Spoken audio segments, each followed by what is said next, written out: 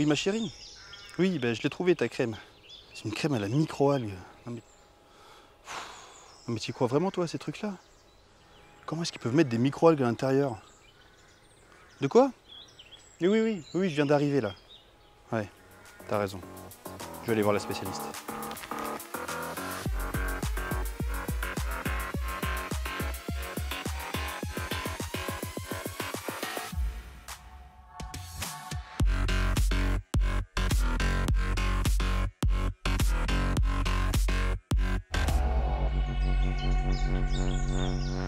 Nous sommes aujourd'hui à Gardonne. Gardonne est située en plein centre du Périgord, une région qui regorge de mets délicieux à base de canards, de noix, de champignons.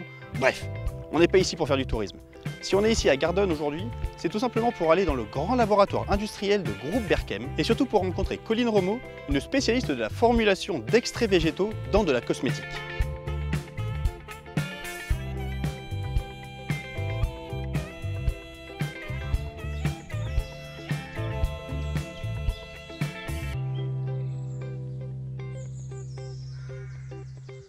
Je m'appelle Colline Remeau, je suis technicienne recherche et développement au sein du groupe Berchem depuis 2 ans. Bonjour Colline. Bonjour Antoine. Bon déjà, merci beaucoup de nous accueillir ici dans ce laboratoire. Je venais te voir parce que tu vas voir, j'ai une question qui est peut-être un petit peu bête pour toi. Je sais que tu es spécialiste de la formulation d'extraits végétaux pour de la cosmétique. Et j'ai acheté une crème dans laquelle il y a des extraits végétaux. Et apparemment, ces extraits végétaux, ils auraient des effets sur la peau, du genre ils vont raffermir la peau, etc. Tu peux me le dire, est-ce que c'est un côté marketing ou est-ce que c'est de la vraie science? C'est de la vraie science. C'est de la vraie science, c'est-à-dire quoi? Là, imaginons qu'on ait de la menthe à l'intérieur. C'est-à-dire que quoi, la menthe peut raffermir la peau? La menthe a des propriétés qui, en effet, pourront se montrer raffermissantes, apaisantes ou anti-âge, par exemple. À ce moment-là, pourquoi est-ce que je peux pas aller juste cueillir de la menthe dans mon jardin et me mettre juste de la menthe sur le visage? Ça va pas marcher? Non, pas vraiment. Tu viens de me dire que la menthe, elle a des propriétés qui permettent de raffermir, mais qu'en même temps, si je me mets de la menthe, ça va pas me raffermir la peau? En fait, on va devoir passer par une étape d'extraction qui va permettre d'extraire justement les propriétés de la plante, en extraire ses molécules d'intérêt. Donc c'est quoi, juste les concentrer? Pas vraiment, c'est des molécules spécifiques de chaque plante qui vont être intéressantes pour les propriétés de la crème justement. Mais à ce moment-là, comment est-ce que vous faites pour récupérer cette menthe et pour la mettre directement dans de la crème? Si tu veux, je vais te montrer, ce sera plus simple. Ça marche, nickel. Allez. Et donc là, tu commences par faire quoi? On commence par faire de la bibliographie. La bibliographie, ça consiste à rechercher dans la documentation, sur Internet, des revues qui parlent de, par exemple, cette plante qui a des propriétés et on souhaite savoir lesquelles. Et à ce moment-là, imaginons que moi, je veuille en savoir plus sur, on parlait tout à l'heure de la menthe. Est-ce que moi, je peux aller en tant que civil, donc moi, je n'ai pas accès à toutes les publications auxquelles vous avez accès, est-ce que j'ai quand même accès à des publications? Oui, tu auras quand même accès à de nombreuses publications, des publications universitaires par exemple, auxquelles tu auras accès. Ça, c'est une bonne question. Comment est-ce que le grand public peut accéder à des publications scientifiques? Et surtout, où est-ce qu'on les trouve? Le plus simple est d'y accéder par Google Scholar, la grande base de données des articles scientifiques de Google. Il suffit alors de taper les mots-clés dans la barre de recherche pour accéder à plein de publications triées par nombre de citations. Mais la plupart du temps, vous ne pourrez accéder qu'à l'abstract, c'est-à-dire au résumé de cette publication. Et si vous voulez accéder à la publication en entier, il faudra payer.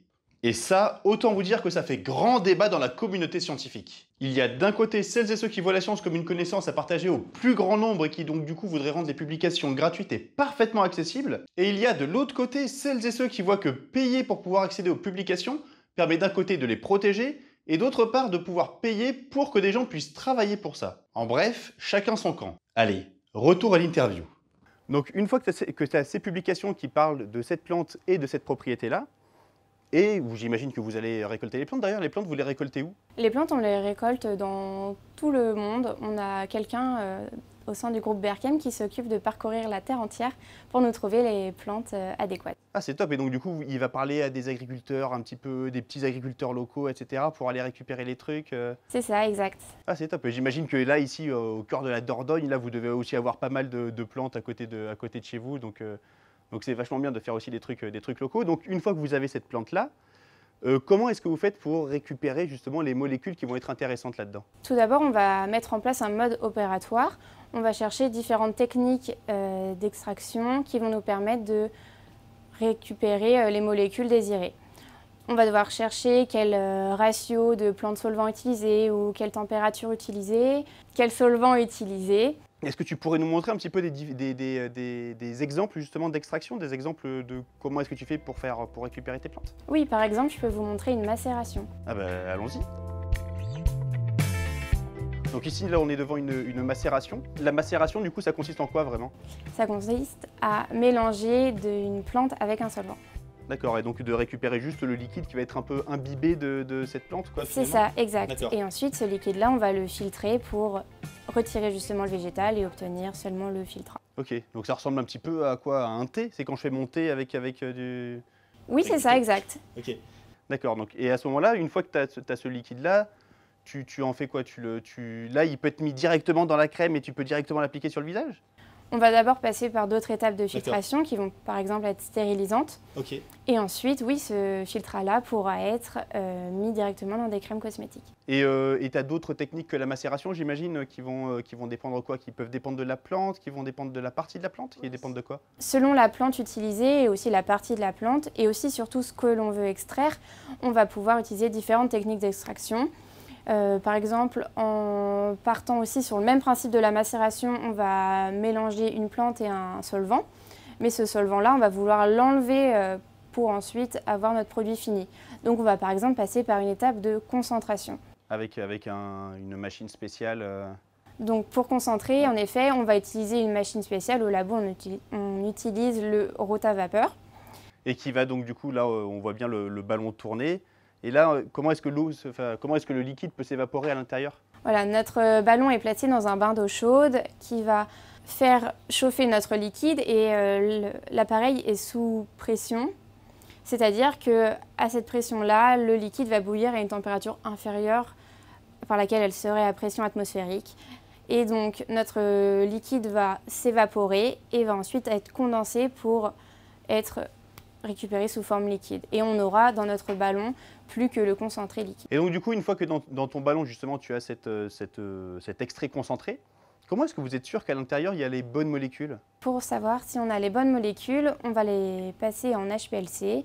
On a un service qualité qui s'occupe justement d'analyser nos produits. Et est-ce que toi ou peut-être quelqu'un pourrait nous expliquer un petit peu comment ça fonctionne, la HPLC? Oui, on pourrait aller voir David. Bonjour David, déjà merci beaucoup de nous présenter cette machine. Du coup, c'est avec cette machine que tu arrives à faire tes analyses? C'est une HPLC, donc une chromatographie liquide à haute pression. Le principe, en fait, ça va être de séparer les constituants d'un mélange. Donc on va injecter notre échantillon d'extrait végétal qu'on aura préalablement dissous dans un solvant. Et ensuite, l'appareil de chromatographie qui est composé d'un injecteur, d'une pompe et d'un détecteur va injecter et pousser notre échantillon dans une colonne chargée de silice, de billes de silice, et qui vont séparer les différents constituants de notre extrait. Et c'est assez précis pour pouvoir bien séparer les différents constituants? Ah oui, c'est assez précis. En fait, chaque molécule va mettre un temps différent pour traverser une colonne. Alors une colonne, typiquement, c'est ce genre de tube cylindrique qui est rempli de silice. Et les différents constituants ne vont pas mettre le même temps pour traverser cette colonne. Et ensuite, ils vont être détectés par un détecteur à lumière. Ici, c'est un détecteur UV, DAD. Et dès que la molécule va passer devant le détecteur, on va avoir une absorbance qui va être quantifiée par l'ordinateur. Avec ta colonne, justement, les différentes molécules vont se séparer en fonction de quoi? De leur taille? Ça dépend de leurs propriétés physico-chimiques. Ça peut être la taille, le poids moléculaire. Ça peut aussi être la polarité de la molécule. Ensuite, la réponse, elle est directement proportionnelle à la quantité de la molécule en question. Donc si par exemple on veut détecter de la vanilline dans un extrait de vanille, on va savoir qu'il va sortir à tant de minutes.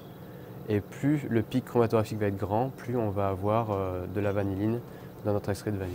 Donc là, maintenant qu'on sait bien qu'à l'intérieur de ce concentré, il y a les bonnes molécules, qu'est-ce que tu en fais? Est-ce que tu peux le mettre directement dans une crème? Non, pas exactement. Ça va dépendre si notre actif est plutôt hydrophile ou lipophile.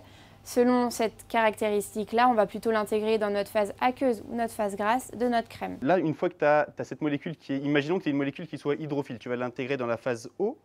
Mais comment est-ce que tu fais pour avoir cette phase eau dans une crème? Parce qu'une crème, c'est quand même gras. Oui. Donc comment est-ce que tu fais pour que tu mélanges de l'eau avec du gras? Bon, là, ça va être une toute petite parenthèse. Colline vient d'employer deux termes techniques, hydrophile et lipophile. Petite définition. Lipophile vient du grec lipos, gras, et philos, qui aime. Un composé lipophile est donc un composé qui aime le gras. Ou autrement dit, un composé qui se dissout très bien dans les huiles. A l'inverse, un composé hydrophile aime bien l'eau et peut facilement s'y dissoudre. Il existe aussi des composés amphiphiles qui aiment les deux, solubles à la fois dans les huiles et dans l'eau. Et voilà, je vous avais dit que c'était une petite parenthèse. Allez, retour à l'interview. C'est ça, en fait, une crème, c'est une phase aqueuse et une phase grasse qui vont être mélangées.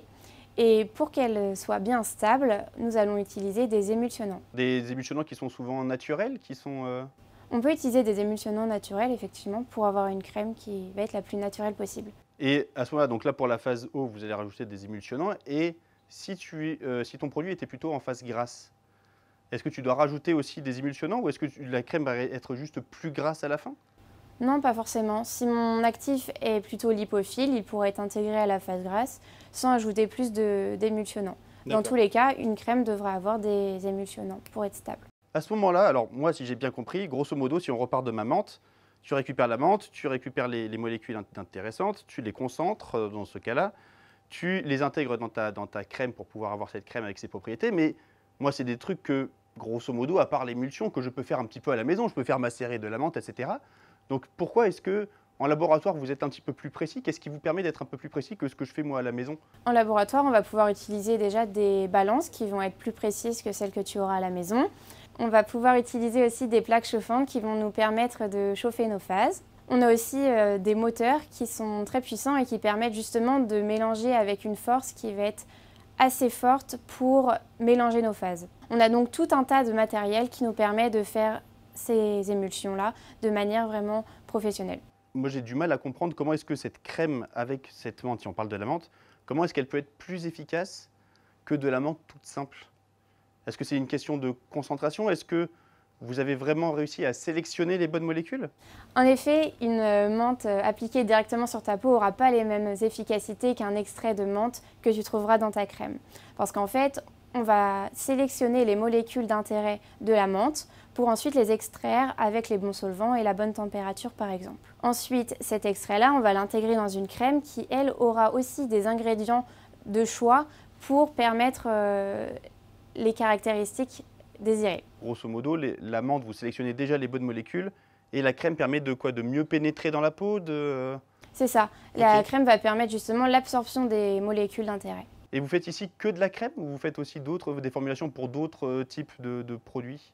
On va pouvoir faire tout type de formulation, on va pouvoir faire des sérums, on va pouvoir faire des shampoings, on va pouvoir faire des crèmes, des bébés crèmes. Est-ce que ça vous arrive aussi de faire de la formulation pour, je sais pas, transformer un concentré en pastille ou en... Est-ce que ça peut, je sais pas, est-ce qu'il y a des gens qui vous demandent de la poudre pour pouvoir l'intégrer? Oui, on fait aussi des extraits végétaux sous forme de poudre. Pour avoir des extraits végétaux sous forme de poudre, on a le même process dont on avait déjà parlé tout à l'heure, sauf qu'au lieu de le formuler par exemple en glycérine, on va utiliser des méthodes de séchage, soit la lyophilisation, soit l'atomisation, pour avoir un produit poudre. D'accord, ok, qui soit parfaitement sec et qui ait toujours les mêmes propriétés sans dégrader les molécules. C'est ça, exact. Donc là maintenant, une fois que tu as justement cette crème, comment est-ce que tu peux être sûr que ça va être efficace sur des visages? Vous vous fiez que au biblio ou vous faites des tests sur des humains? On va d'abord dans un premier temps utiliser notre laboratoire de biologie où on va faire des tests d'efficacité sur des cellules humaines.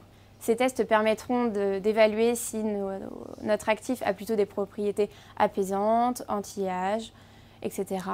Et ensuite, on va évaluer notre actif grâce à des tests cliniques qui seront faits sur des volontaires. Et c'est vous qui faites les tests cliniques ou c'est des laboratoires extérieurs qui s'en occupent? C'est des laboratoires extérieurs qui s'en occupent.